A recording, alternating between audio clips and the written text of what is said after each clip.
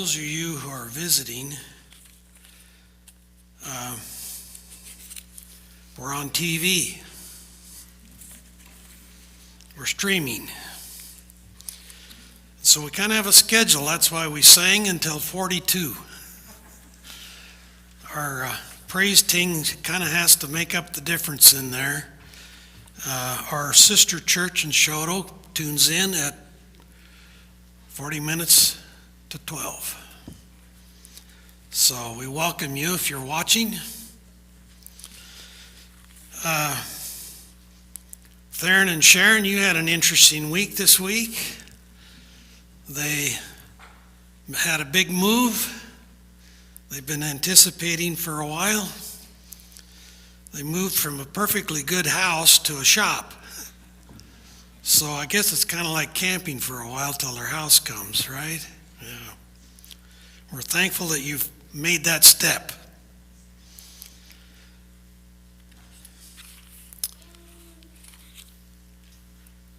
You know, we call ourselves a church family,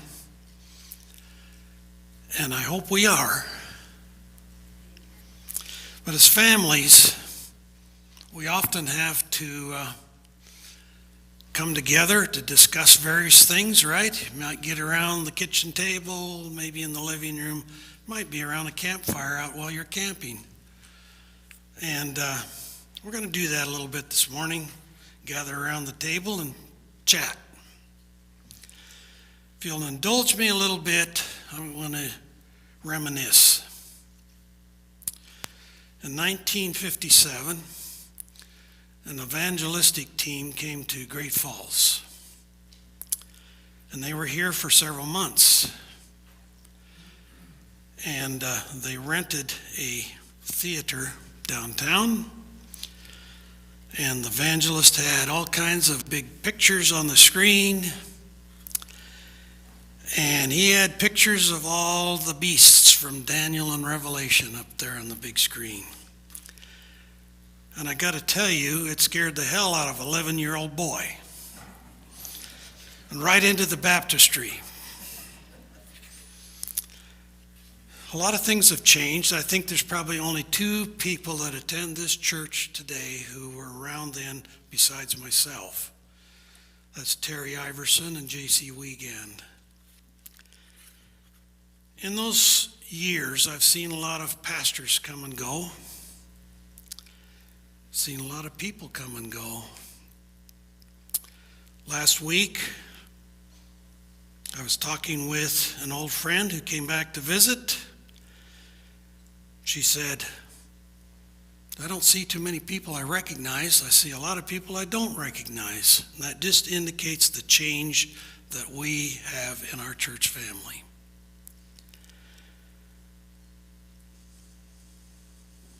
So we have a lot of turnover. And that's not bad. People come and go. People move in. People move out. We're thankful for each one of you that are here today. The way we conduct our worship service has changed. Back in the day, I remember going to church, and you could go to almost any Adventist service, and we would open our service with, Carrie, the doxology, right? You don't even know what that is, do you? Some of you do. Yeah. I think it's the last song in the hymnal. Yeah. I remember as a young elder marching up the center aisle with the pastor to the tunes of the doxology.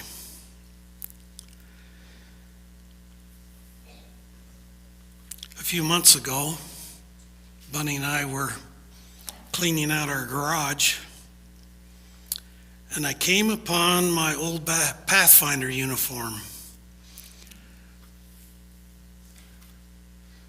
About the doxology, that was the first song our oldest son Jack sang off the top of his head. That's the first. It wasn't Jesus Loves Me. It wasn't. It was Praise God from all blessed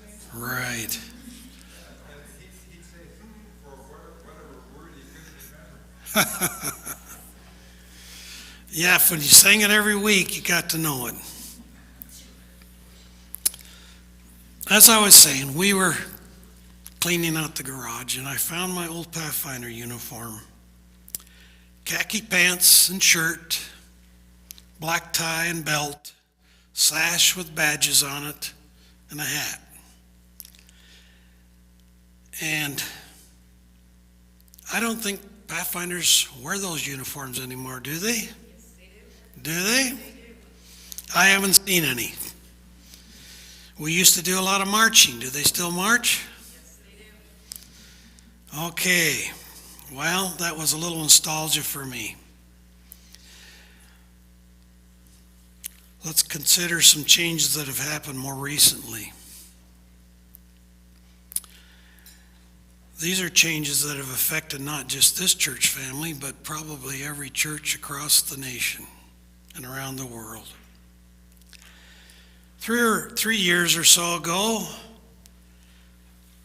we were biding our time, waiting for a new pastor, and Mr. COVID-19 came along. And that changed everything, didn't it? We closed the church doors, and we all had to find another way to worship. And I don't know for sure how you spent your Sabbaths. Some, I understand, tuned in to 3ABN or Hope Channel or something like that. Maybe you found something on the internet. Maybe you had some CDs from camp meeting that you listened to. I'll tell you what Bunny and I did. We love to drive, and we enjoy our state, our beautiful state. So we would get in our car. We have a full tank of gas. We'd have a lunch, a stack of CDs, music and sermons, and away we would go. And we might travel 200 or 300 miles, and you'd say, why would you want to drive that far on Sabbath?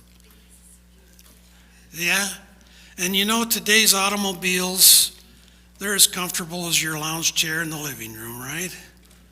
And I don't mind driving. I enjoy it. So we saw a lot of Montana on those Sabbaths when we couldn't be here.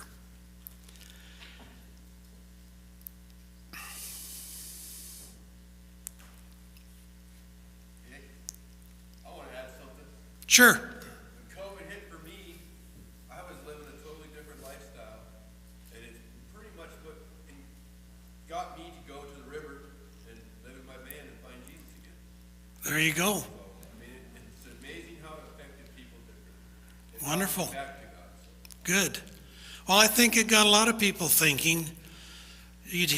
Quite often you'd hear the comment, is this the end?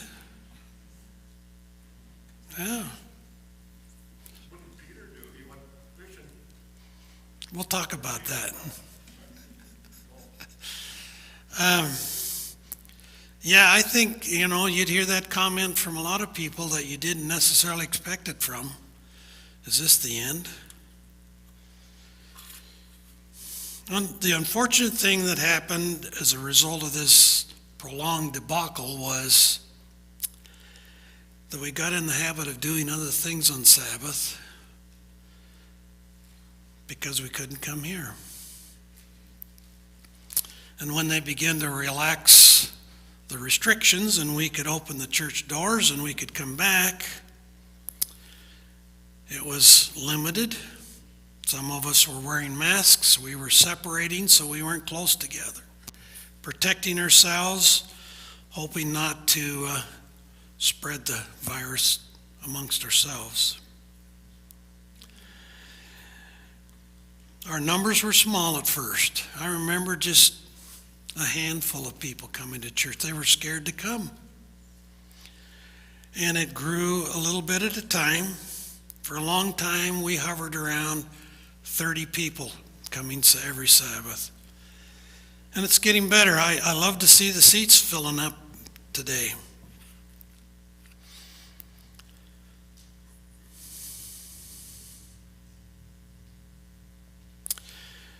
When all that happened, many of the functions that we were used to in our church ceased to happen. And when we came back in a very limited way. We just did the basics. And unfortunately, that struggle is continuing today. And I want to appreciate those of you who have carried on the things that we need every Sabbath. I enjoy being greeted at the door. I enjoy those of you who carry on a Sabbath school class, Magda. I appreciate the praise team, Carrie at the piano, and the people up here singing. Those are the basics. There's a few in the background. I think of Sam and Alice, who take care of our finances. Lynette prints a bulletin for us. Those are people that we don't see up front, but they're taking care of things for us. But when you get past that, nothing's happening. I appreciate, Cammie, that you are starting Sabbath school. That has not been happening, and our young people have not had anything to go to.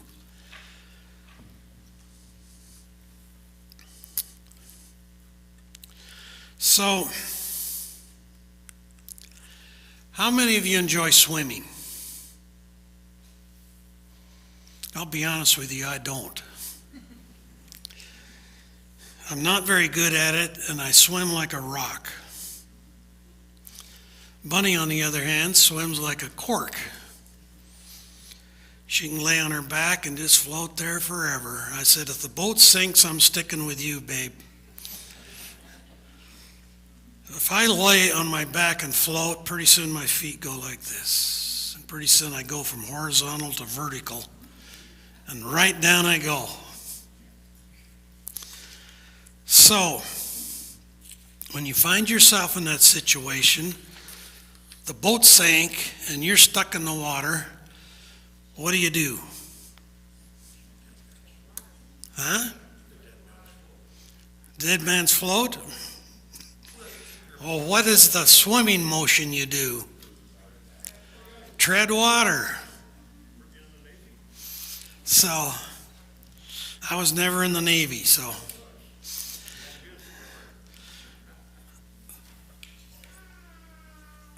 Treading water is a survival mode, right? Do you go anywhere treading water? You're just keeping your head above water, surviving. You're not going anywhere. Perhaps you heard a few weeks ago, there was a fellow that fell off of a cruise ship. They didn't find him for a day and a half. And you know what he was doing? He was treading water, wasn't he? And praying. Yeah.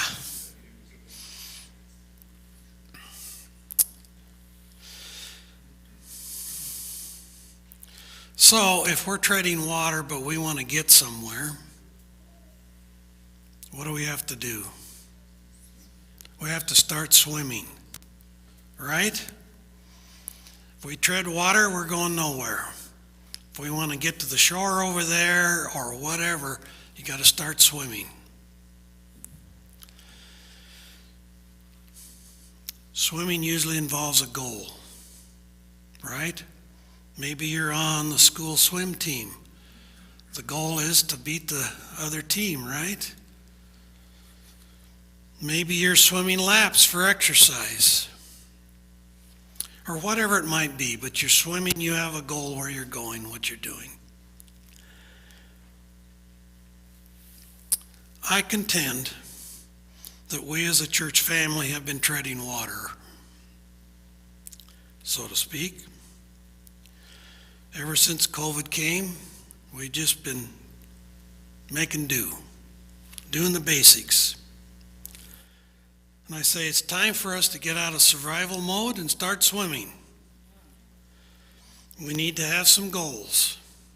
And I think that God has given us some goals. In John, we find a story that took place after Jesus' resurrection.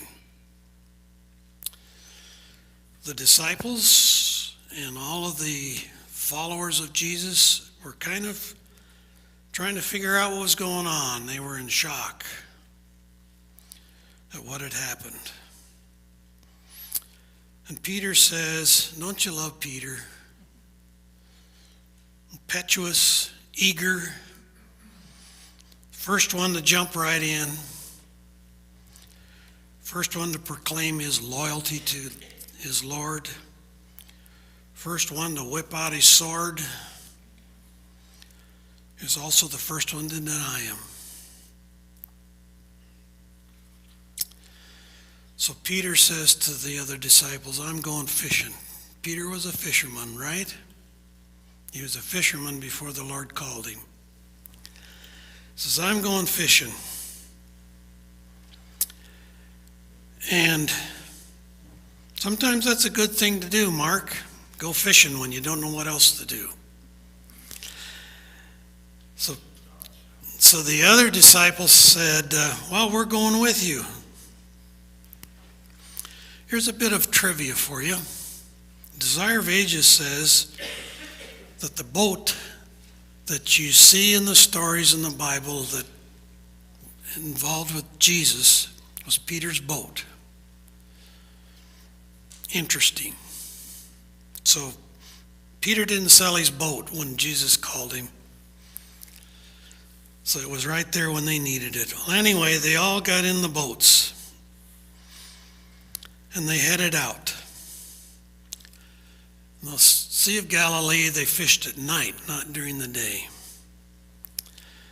And they fished all night. How many fish did they catch? None. I'll tell you something. I'm not much of a fisherman. I don't have the patience to fish. If it isn't happening, I'm out of there. Fishing all night, not catching any fish, that would not work for me. So they were coming into shore. It was dawn. Night was over. There was a man standing on the shore. They didn't know who it was. And he calls out to them, have you any fish? And they said, nope, we don't. And he said to them, throw your net on the right side of the boat. So I don't know if there's any significance to the right side versus the left side. I don't know if they normally threw it over the left side, but he told them to throw it over the right side. Whatever it was, they threw it over the right side. They said, what do we got to lose? So they threw their net over the right side of the boat, and immediately it was filled with fish. So many fish they couldn't haul it into the boat. At that point, John recognized that it was Jesus. And he says to Peter, it's the Lord. Peter, you would expect this from him. He was fishing in his skivvies, so he grabbed his outer garment, jumped in the water, and waded to shore to see his Lord. And the other disciples followed him with the boat and the net full of fish. And Jesus invited them to bring some of their fish, and there at his feet was a fire, and they had breakfast together. Here's another piece of trivia. You wonder why it's there, but it's in John's book, and he was there. It says there was 153 large fish in that net. I thought that was interesting. After they'd finished eating, Jesus asked Peter, Simon, son of John, do you love me? Peter's answer, we all know. Yes, you know I love you. Jesus replied, feed my lambs. Again, Jesus asked Peter, Simon, son of John, do you truly love me? Again, Peter's reply was, Yes, Lord, you know I love you. Jesus said, take care of my sheep. Again, Jesus asked Peter a third time, Simon, son of John, do you love me? Peter was hurt at this point. He said, Lord, you know all things. You know I love you. Jesus said, feed my sheep.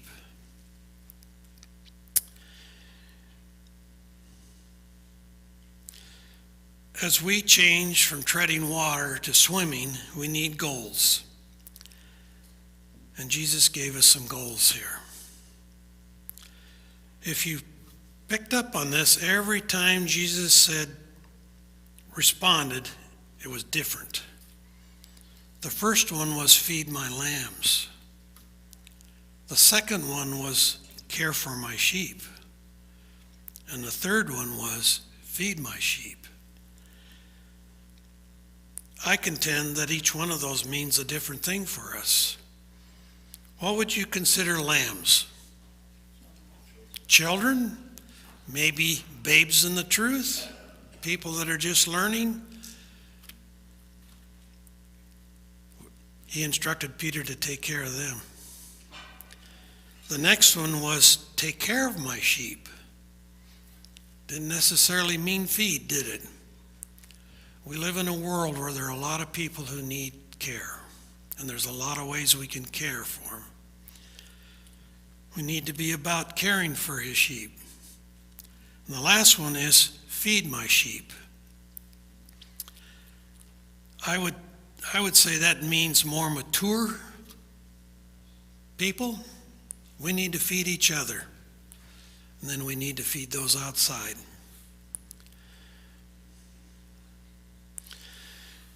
We live in the Golden Triangle, right? What does that mean? What is the Golden Triangle? For those of you that don't live here, well, it's more than that.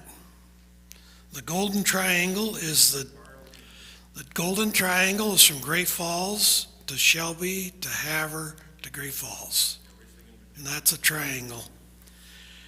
And that's one of the greatest wheat growing areas in Montana.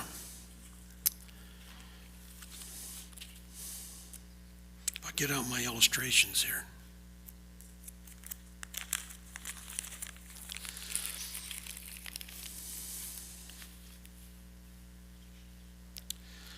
Kernel of wheat. I can hardly hold it here, it's so small. But you all know what a kernel of wheat looks like. Just a little tiny thing. The farmer plants that kernel of wheat in the ground with a lot more. The rain comes and waters it, and he expects it to grow. When that lone kernel of wheat grows, does it just produce one more kernel of wheat to replace it? No, it doesn't. It grows a whole head of wheat with many kernels of wheat. So what does the farmer do with that? He takes one of those kernels, puts it in the grain bin for seeding for next year, and the rest he sells. So what do those kernels of wheat do? They might go to a mill where they're made into flour. And that flour is made into bread. And we eat it for toast for our breakfast, or sandwich for our lunch, or whatever it might be used for. The other morning, my wife fed me Zoom for breakfast. Do you know what Zoom is? It's just ground up wheat.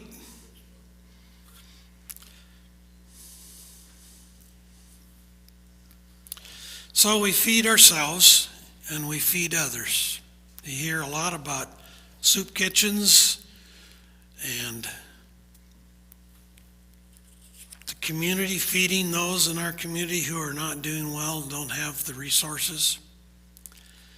We feed each other. Do we feed spiritual food? And who do we feed it to? We go back to what Jesus said to Peter. We feed the lambs. We care for the sheep. We feed each other. Jesus also said, other sheep have I. Meaning there are other sheep outside of the fold that he wants us to feed also.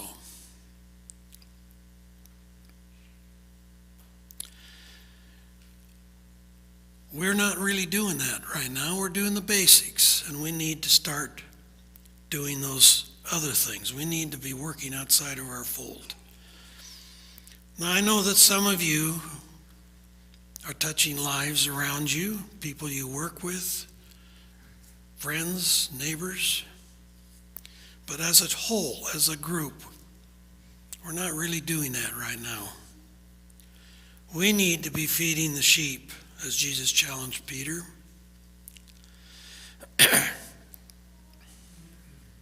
I've had numerous conversations with our pastor. He's an intelligent man. He's dedicated to leading us to be a functional, productive church. It's unfortunate he's had to be away for a few weeks, but he will be back. He's flying home tomorrow, in fact, and he will be in this pulpit next Sabbath. But he is anxious to get us back on track about our Father's business. He's been carefully getting acquainted with us, understanding us. You may have received a call or a visit from him already. He wants to understand what makes us tick. He wants to get us swimming. We have a lot of challenges around here that need our attention. I challenge you to be willing to step up and take an area that currently is lacking. I appreciate Cammie and the others who saw the need for the kids. That's what I'm talking about. Look around you and see what isn't being done. I can look at one thing. There's nobody sitting back there. We need that. That's just a simple little job somebody can do. Let's welcome our pastor and his wife back home with open arms and ask him, how can we help to get this church back on its feet? That's my challenge to you today.